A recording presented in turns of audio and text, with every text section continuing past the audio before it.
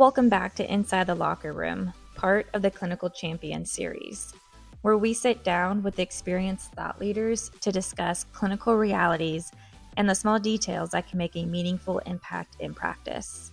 In today's episode, Dr. Cody Kriegel joins us for this Part 2 Q&A discussion on photobiomodulation, where he shares what this light-based therapy is, how it works, and why he decided to integrate it into his dental practice. He also discusses the impact photobiomodulation has had on patient care and the growing role it plays in modern dentistry. Let's get into it. Yeah, good question. Epileptic is one that I'm a little bit cautious of, only if they flick off the glasses and the light, triggers one. That's one I'm a little bit more cautious of, is the epileptic stuff. As far as, personally, as far as pregnancy, everyone gets worried about, first you're here, right? So I'm not going to throw it over the kid, although you might grow one quicker and faster. Maybe, I don't know. Maybe there's a study there that we could do. But here's the other part.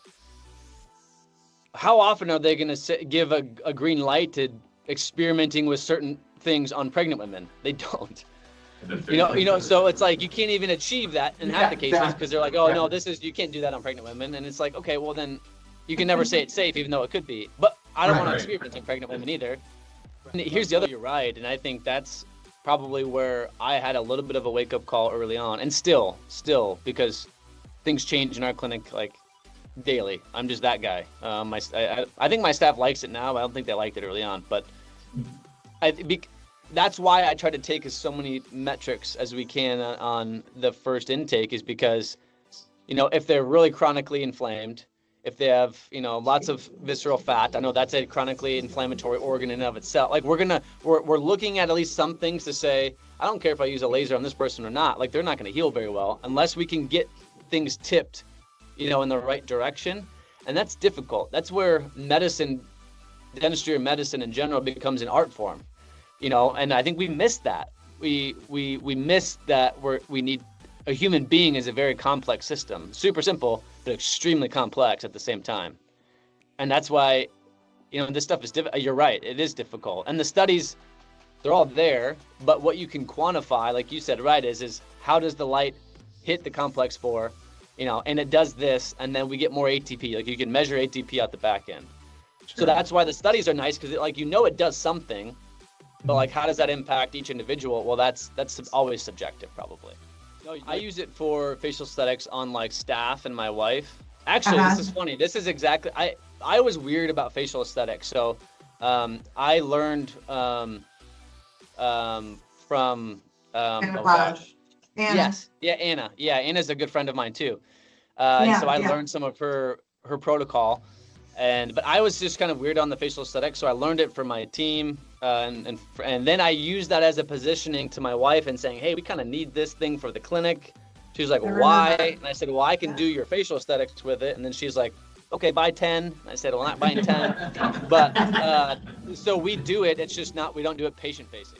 I think we have some testimonials lying around. We were filming some for a while, and then things got busy, and then another kid came, and then another kid came out of nowhere. I don't know, and then we stopped, which we should get back on. But I've never had a negative experience with it, and I've never had a negative outcome with it. I've never had somebody say no to it.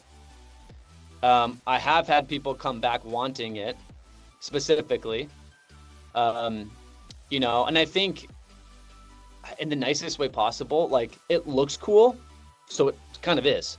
I think I'm a little bit vain in certain ways. Like I want things to look nice. I'm particular about certain things in that format because it shows a sense of pride. Like, I hate when I walk into like a dental office and it's just like, like you're a medical facility. Like, so I think there's a part of me that I like that it looks cool because then it's attractive and it garners more attention, even though you're playing with light.